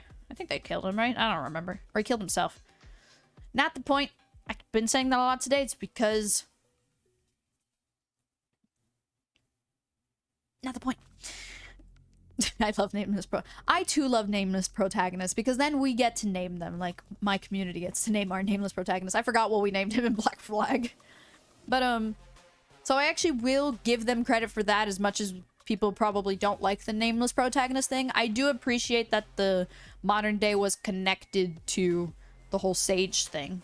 Like, that actually mattered. I appreciate that. So, Black Flag... I think Black Flag gives us... I was talking about this on stream the other day. Black Flag gives us a really great perspective on how the war between the Templars and the Assassins has affected, like, everyday people. Granted, Edward's a pirate. He's not exactly an everyday civilian of the times. However, we still kind of see that perspective. And I'll get into it in a second. You know, the Assassins and the Templars, or at least I think the Assassins assume that their war doesn't affect the people, or that they're just too busy trying to save people. But listen, I've played as your fucking assassins. Like, your war is saving nobody. You know how many freaking people I've run over with my horse? You guys are the real little dangerous ones. I don't see no Templars running over horses. You know why? Because I played as Haytham and he had a horse, so never mind. But I played an entire game as, say, Shay, and he didn't have a horse. So that's a whole game where I didn't run over anybody. So back to the points. Yeah, I think Flag Templars don't get horses. They're too lame. Yeah, Haytham. That's why you died, fucking loser. It's because you had a horse. You took the horses from the Creed. Oh,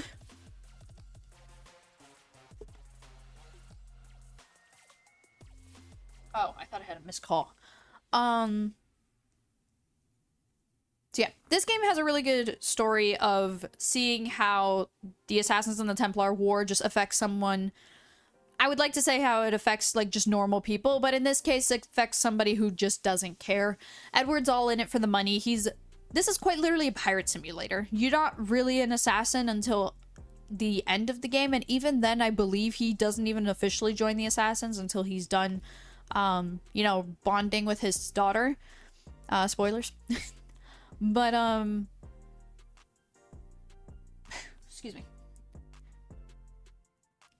Yeah, Black Flag does things that I like, improvement-wise. The multiple guns, to be able to not shoot once and then have to reload. I think Black Flag, you can have up to, like, 5 guns. I think before I finished my playthrough, was 4. It hugely improved on the ship combat from Assassin's Creed 3. I know I'm talking about them out of order. It's because we're talking in the order I've played them. Because we were playing by what year it takes place. Chronological order. That's what they're fucking called. We were playing, I was streaming the games in chronological order, which is also why I was talking about how I played the modern day story out of order. But yeah, Black Flag just improved some stuff on Creed 3. But I think Rogue did really good some stuff from Black Flag and Creed 3. It's interesting. But, which is funny because I'm pretty sure those are the two games that were developed at the same time.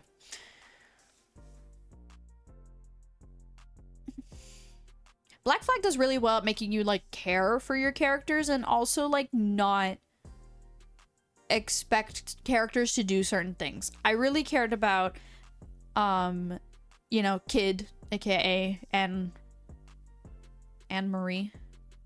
What the fuck was her name? I think it was Anne-Marie. Whatever.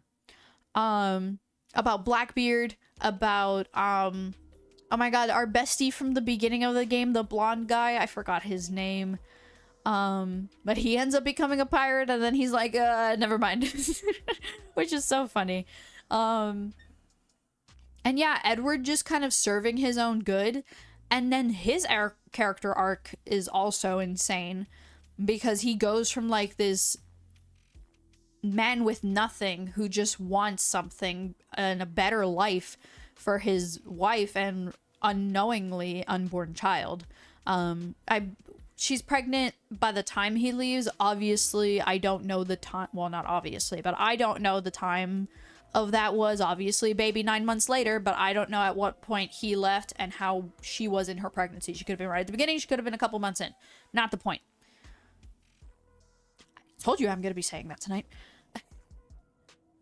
But his character arc goes from the guy who has nothing and wants everything to the guy who has had everything and lost it because his greed was too much. Because there is a point in the story where Edward has the money he wants. He could have gone back to his wife at any point. But he's committed to the town. And so every pirate can have this kind of life. And he's committed to taking down the people who want to destroy his town. And he's committed to finding an even greater treasure because what he has isn't enough. And because of that greed, he's punished for it. He loses everyone. Dead or gone, because we do know some people. Don't know how many people walked away. We know about the first guy I talked about at the beginning. And the redhead who joins us at the end, but even she doesn't stay. I believe the lore is that she leaves after Edward joins the assassins because she doesn't want to be an assassin. She doesn't think she'll fit in with them. Was it Marianne? Was that her name? Was Mary. Mary, not the redhead. Kid's real name was Mary. I don't know what the redhead's name was. I'll flash it on screen. But anywho. Yeah, even when Edward joins the assassins, he loses everyone. The only person who survives is the redhead at the end. And I just remembered Adewale. But he walked away from Edward too. And he joined the assassins. So there's definitely points that they probably got to work together again. But Edward probably wasn't that active in the assassins because of his daughter. Anywho. Gameplay-wise, it's an Assassin's Creed game. I don't think they added much. I know that they had changed, like, the hiding and the whistling at that point. But 4 was after... Black Flag was after Creed 3. So, you know, you're going from, like, minor ship combat to total ship combat. And I didn't really struggle with it. I liked it. Ship up. Oh, wait, there was one thing. I was constantly having to upgrade my ship throughout the story. I know I'm sounding bitchy about it, but I actually don't hate that. I didn't think I think that was like... Because the problem with that, I didn't hate it, but I also didn't like it. That's my thought. Let me say that. Because, hold on, we're switching back. Excuse me. I said this stream wasn't going to be 2 hours, by the way. We just hit the hour-and-a-half mark. Oh my god, I have to edit this. Whatever. One more thing about the ship, actually, because that's the majority of the game, and I realize I have nothing to say about gameplay, and yeah, because the assassin part of it, you're not really an assassin in this game, so the majority of the game being about pirates and the ships makes sense. If I had a lot of, like, assassin-related missions, granted, I'm not talking about siding with the assassins, I'm talking about gameplay-wise as an assassin. If we had a lot more of that, I would be concerned of, like, what does this have to do with me being a pirate? So I think the balance was done pretty well. Off of my memory, I played Black Flag a couple months ago, so hopefully it's still fresh enough in my mind. But I do remember having to upgrade my ship a lot in between missions. They couldn't progress you enough to make you stronger for each mission, but it's not like there was a lot of side activities besides fighting other ships. There weren't any, like, missions out at sea for you to get XP and level up, not XP, materials to level up the Morgan, to upgrade the Morgan. Wow, what am I on today? There wasn't enough in between missions to level up. Oh my god.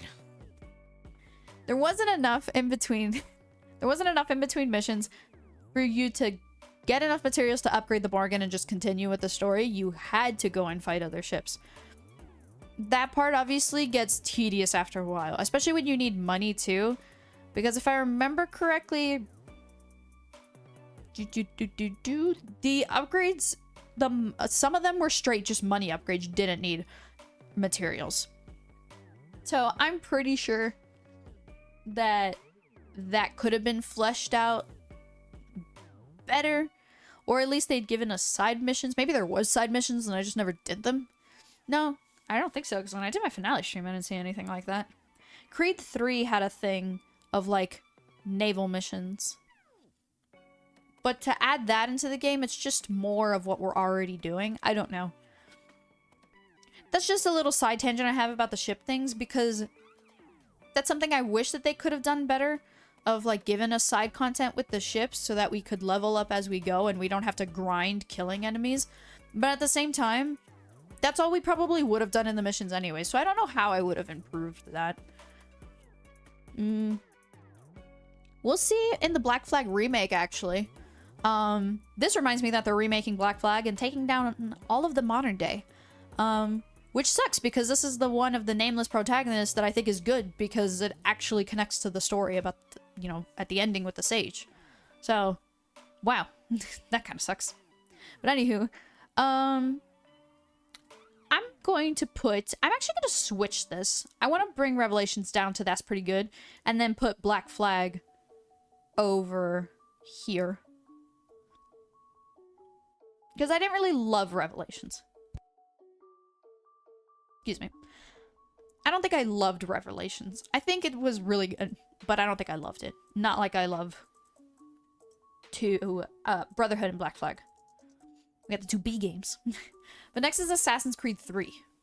Oh, I'm not talking about, really quickly, I just realized I forgot to tell you the prices of all the Assassin's Creed games. We'll just do them all at the end.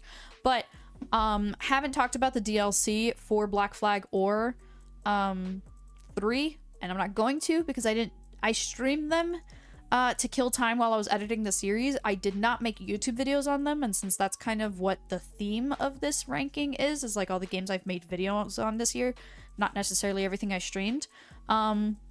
If you want to hear my thoughts on the DLC, excuse me.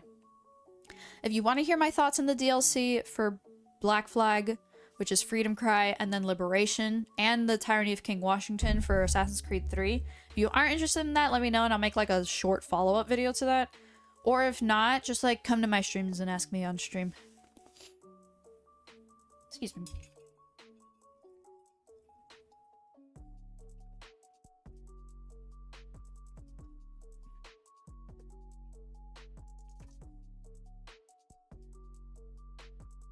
So Assassin's Creed 3. This is the final Desmond as our main protagonist game. That water had a funky aftertaste.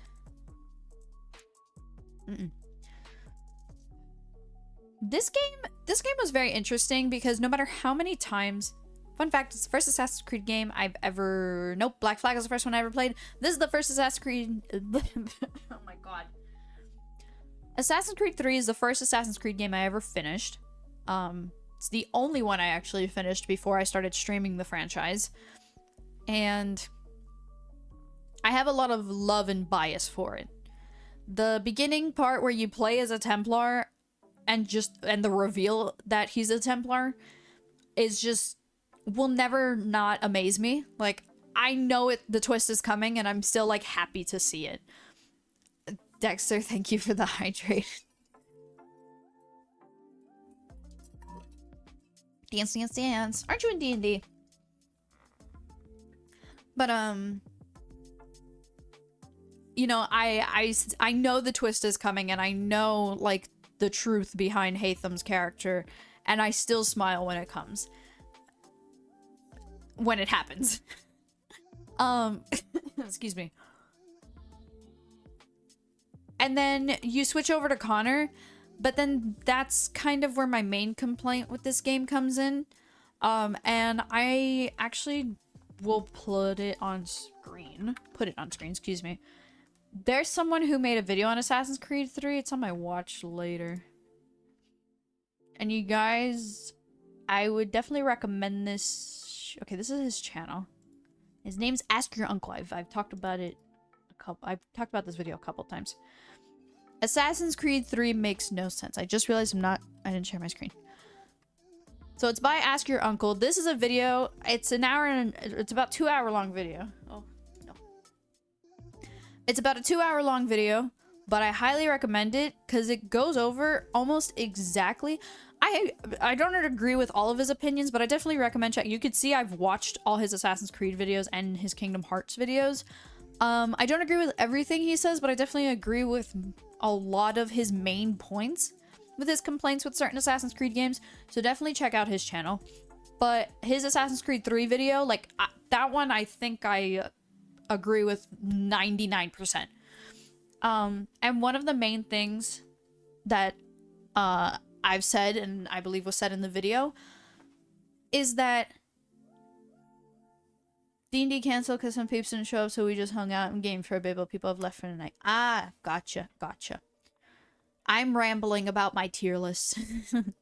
But sorry, but I'm glad you guys got to game, and I'm sorry D&D got canceled. But, so, I believe he talked, I don't know what point in the video he talks about it, so I'd just recommend go watching the video. But the problem I have with it is the game technically is too short for what it is.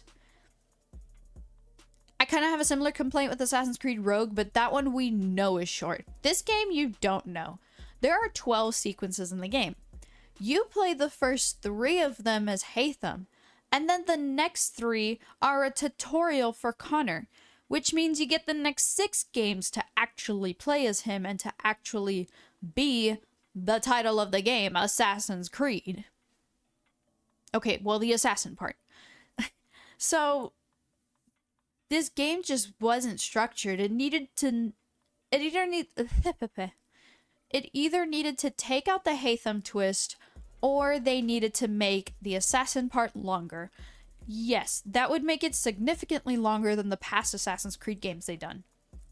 And especially it being Assassin's Creed 3, they probably want to keep it the same length as its predecessors, versus Black Flag, Rogue, Unity. They're Assassin's Creed games, but they're not tied to anything, so they're free to be as long or as short as they want, with Rogue being only 6 sequences, but we'll talk about that more later.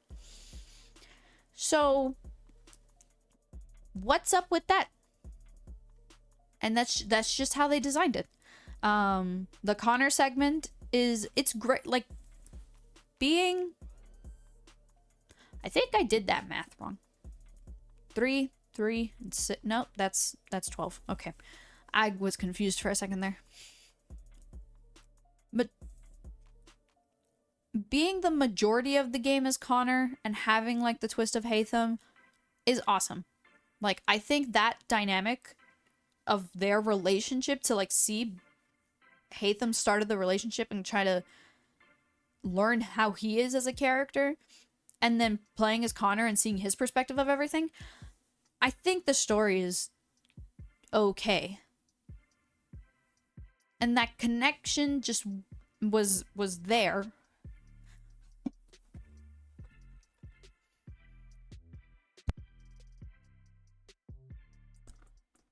I'm trying to collect my thoughts. I wanna say this better. I feel like I kind of went back and forth for a second there. Assassin's Creed 3 is just too short. Or too God, how do I word this? It's just not structured well. Assassin's Creed 3 is just not structured well at all. I feel like the just right amount of Hatham. I think once you reveal that he's a Templar and then you switch over to actually play as an assassin, is good. I don't see a reason to switch that.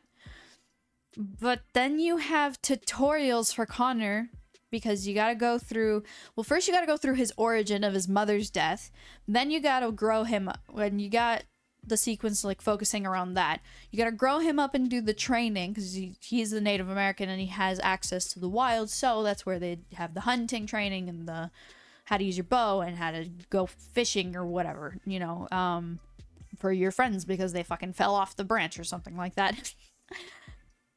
Excuse me. And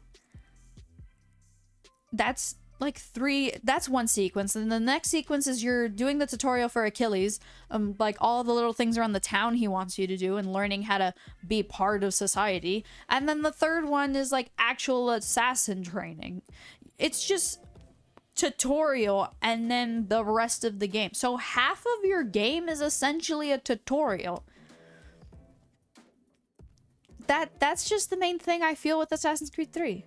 Half of the game is a tutorial.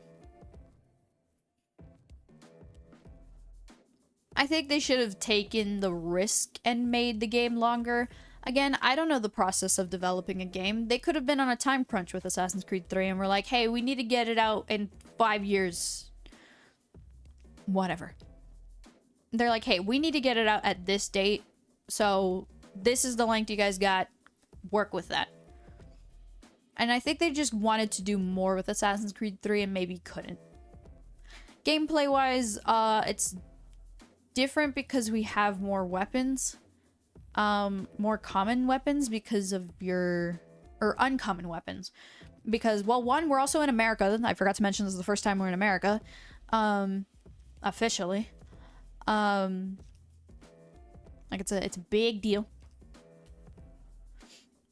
And so we have different weapons, different types of guns. I don't know if that really matters. I think they did his character really well, Connor's, of the struggles he would or should have gone through as a Native American. Because, well, we knew his struggles of what happened with his village. But I feel like they went really tame on the things that could go wrong with him as a Native American. I kind of expected a lot more racist jokes in this game, and I'm wondering if they decided to pull that back and just focus on the assassin parts. Because they put more into his naivete of the world outside of his village than they actually do to him being Native American. Or maybe it was just like subtle things that I didn't notice.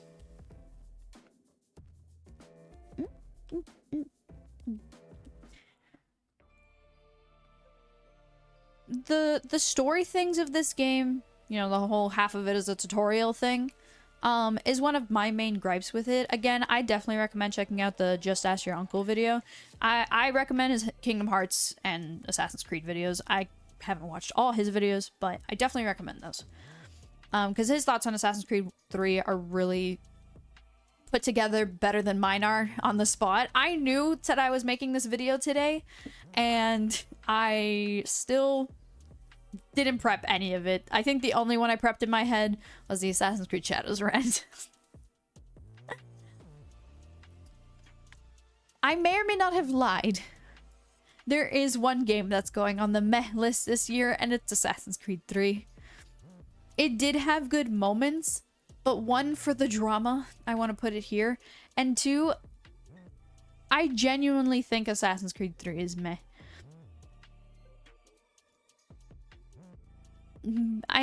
This tier has had good moments. I want to say it had good moment, which was the reveal that Haytham was a Templar, not an assassin.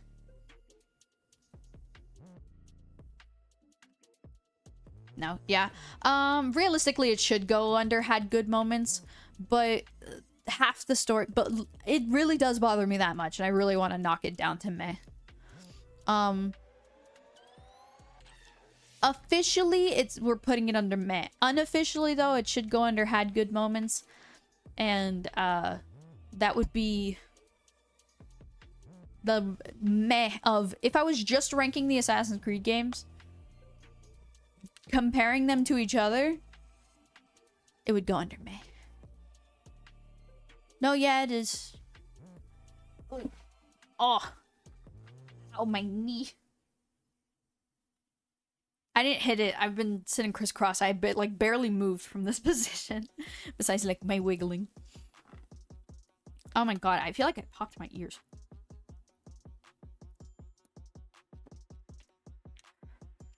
Yeah.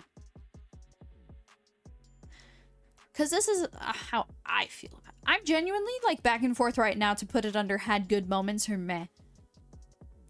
Because I really think it did have good moments.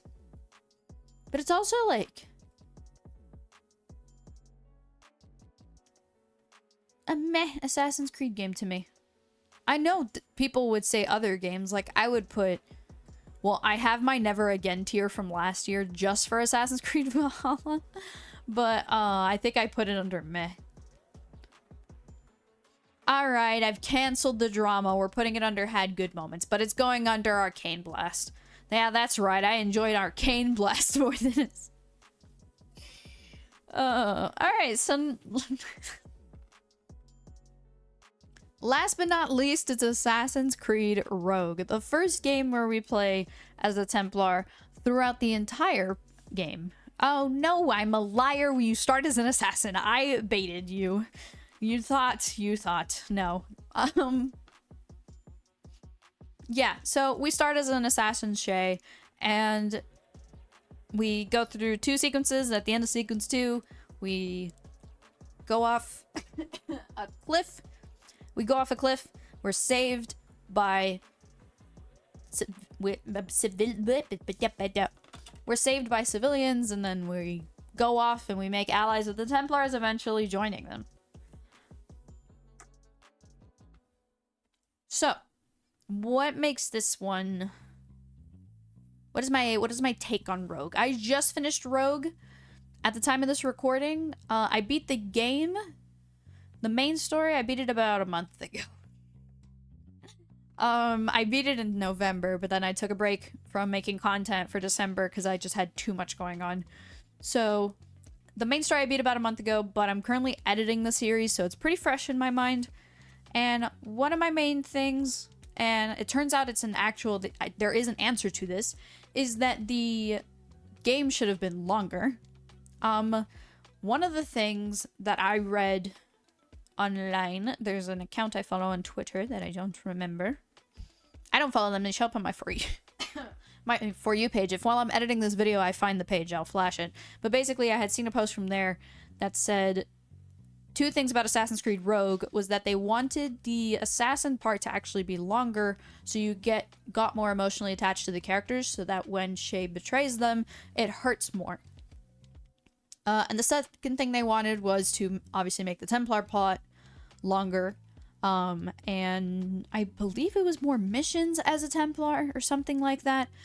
But essentially they just wanted the game to be longer. So unfortunately, Rogue is half the size of the previous Assassin's Creed games we've played, being at 6 sequences total for the main story. It's a bitch at 100%, and that's the first one I've done where I have a Texas accent. No. Ugh, sorry. I'll talk about my hair afterwards. We'll get into a little, like, life update from last year to this year.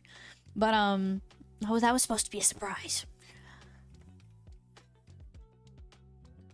Starting from the beginning, when you play as an assassin.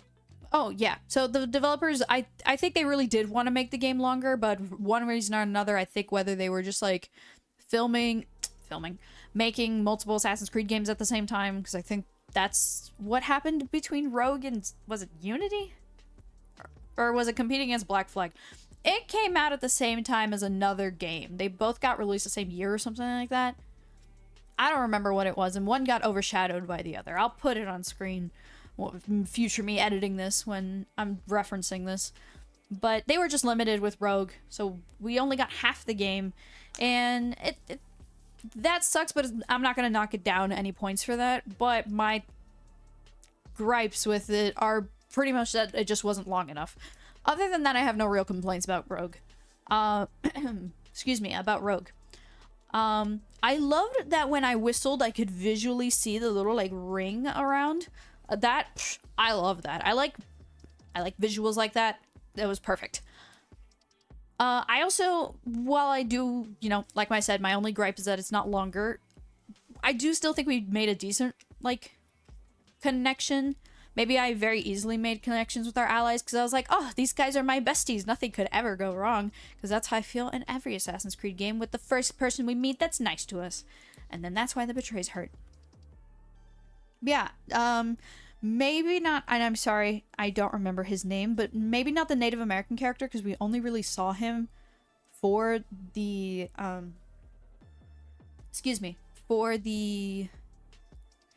whatchamacallit, training montages that we did, essentially, with the gun and with the stealth kills and then him with the survival. I think that's the only time we really see him. I might have seen him in the background of cutscenes, or maybe he was in cutscenes, but I don't think we interacted with this character enough for me to, like, be attached to him. Hope and Liam for sure, like, I actually remember their names. I'm not gonna lie, I forgot Hope's name, like, immediately. I went to Sequence 2, and Shay said her name, and I was like, thank God. That's why if you hear me in the video call her Pretty Lady a lot, at first it was flirting, the second time, I couldn't remember her name. But, that's our secret. I might cut that out of the video. But I still think the assassin, like, relationships was good. I also think, I'm a little biased, but I also think it helped that I had played Assassin's Creed 3 first, because I knew about Achilles, I knew about Arewale, and I knew that whatever was gonna happen in this game led to the fact of he has a Cain in Assassin's Creed 3. His family's dead. He's named, you know, Connor after his son, Connor. Which, I didn't realize that in Assassin's Creed 3 that his son was named Connor until the very end. I don't remember Achilles ever mentioning it. Not important. Focus, Troya. So, sorry if I'm all over the place, guys. We're having a good time. Just yapping for almost 2 hours now. But,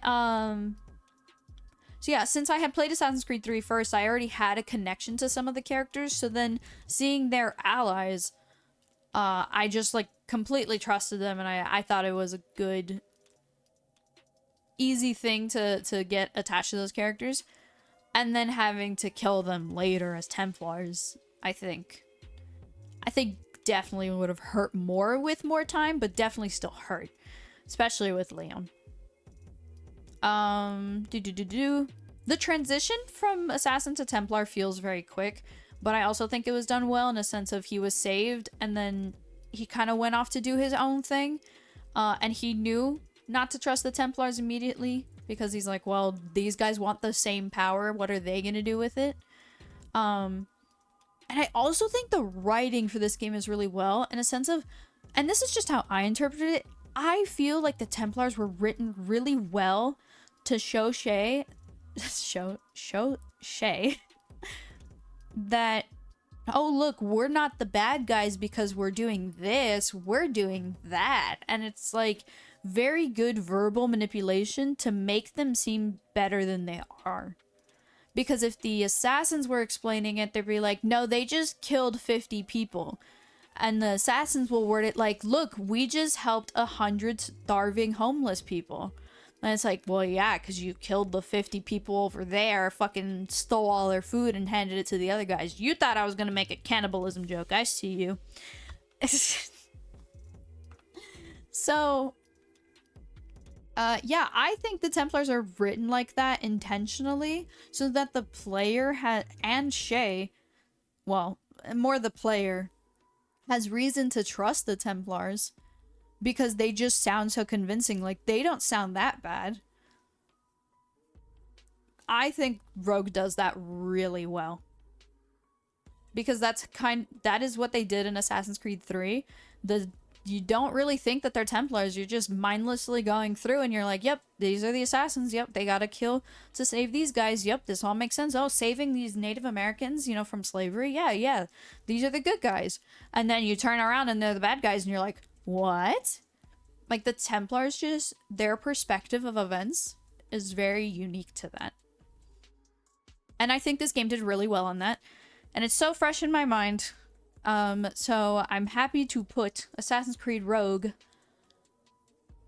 under all the way at the end of Loved It. To kind of compare the rankings to each other. All the way at the end of Loved It. Alright, guys, so this is the unofficial ranking. Boom. Oh, shit, it's uneven. Quick, someone give me 3 more games that I played this year. Marvel Rivals, Repo, Fortnite. There we go. Now it's even. No, so my unofficial ranking is that Assassin's Creed 3 should be meh, because out of all the Assassin's Creed games, I think it is the most meh, but that's not really what I'm ranking. I'm not ranking like them compared to each other. I'm just ranking how I feel about it. So we're gonna leave Assassin's Creed 3 under had good moments, because like Shadows, though I'm extremely angry with it and with how they do things, I do think I had moments and I enjoyed playing the game. And I really loved Assassin's Creed Rogue, which made me excited. Pardon me. Really loved Assassin's Creed Rogue, which made me excited for Unity and Syndicate. And we're playing Unity next, so I'm excited to be starting the game in 2025, and then ranking it next year in 2020, the end of 2026. But that's it. That's my ranking. Loved it being like the best. It's fucking this way. Loved it being the best, meh being the worst. Assassin's Creed 3 should be over there, to be honest, but it's not a meh game. It's just I feel so meh about it. You know, wow, I can't believe I say that. Well, that's just because Assassin's Creed Shadows is bigger. I was gonna say, I feel like I should be saying that about Shadows too, but Shadows has Yasuke to save it. I really like his character, I really do. But alright, that's it. Here's a little life update from December 2025 to December 2024 to December 2025. My hair is not permanently straight. I'm doing it for the holidays, and I went back to dyeing my hair. I stopped dyeing it around 2020 during the pandemic. Excuse me. My curls were very badly damaged, and I wanted to work on healing them. So the last like 5 years, I've been healing them. So now I wanted to damage and undo all of that. No, I don't know. I just missed having red hair from when I was in like high school. So that's a little life update with that. I just felt like it, but I'm not going to bleach it all the time. I just bleached it the once, and then I straightened it for the holidays. And also it helps keep the color locked in because I don't have to wash my hair for a week. But so I still have curly hair. Don't worry. It's just straight for the holidays. I don't think that's important. It's the first time I've straightened it in like 3 years, maybe. I used to do it every holiday, but I thought that was contributing to like why my curls were so damaged. Mind you, that was only literally twice a year. But I was like, let me stop straightening my hair. But my hair's in a really healthy place now, so I'm like comfortable with getting to that point to start dyeing and straightening it again. But no, what are some life updates? Well, the major big boy one is, well, big girl in my case. I packed my bags and I moved halfway across the country. For those of you who don't know, I was... Ooh, a little twitch there. For those of you who don't know, I've been streaming from Florida for the last 5 years, and in August of this year, 2025, I decided to move in with two of my friends, who I can now say have become probably my closest friends in my whole friend group.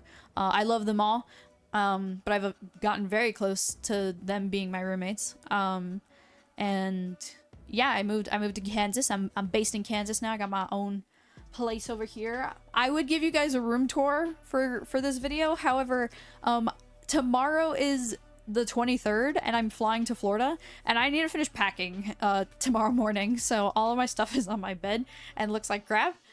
So I remembered to pack like my Steam Deck and my Switch that I'm charging for now because my flight's tomorrow. It's one of those, but I've done a lot moving to Kansas. I've been to Tate McRae concert. I actually, at the beginning of the month, flew to LA to go to the Jingle Ball concert because I typically go to the one in Florida, but I'm not in Florida, but there's none in Kansas, so I was like, let's go to Los Angeles, and I took my best friend and we went. I upgraded my PC this year. I did it in February. It was like right around the time I started playing Assassin's Creed Shadows. Actually, it was exactly when I started Assassin's Creed Shadows, and I was struggling so much to run the game, and I'm like, well, I want to play more Assassin's Creed. Ugh, how dare I say that. I'm just kidding. But I was like, oh, I want to be able to play more Assassin's Creed games like the future ones that come out. I need a PC that can handle it. So in 2025, I did my PC upgrade as well as got my own monitor, a separate keyboard. I had to buy everything because all I had was a laptop for 5 years. Which I'm super grateful for, but my brother has it now. He needs it more than I do, and I'm very happy with my micro... Is it Microtech? What the fuck are they called? Micro Centers. I got it built with Micro Center, so I'm also glad I did that before I moved, because that was expensive. But then I got to save up for the move, so we're good. I've increased my plushie collection greatly since moving. I've shrunken down my Lego collection. I'm finally done with my Lego Avengers Tower video. I'm finally going to be posting more of my side projects onto this channel, like not just this tier list every year. Like I'll actually be posting stuff. I've been waiting for that Avengers Tower video because I want to do them in the order of I came up with the ideas. Don't know why, because I could have been posting more content, but I also didn't want to delay the Avengers Tower. It's been a year. I started that video in 2024 and we're about to go into 2026. So fingers crossed I can get it out at least in January 2026. Yeah, that was like the big thing for me. I moved from Florida to Kansas, and that was like the major thing I did this year, literally. And I'm glad I did it because I'm gonna be honest, streaming is... The Avengers have finally assembled.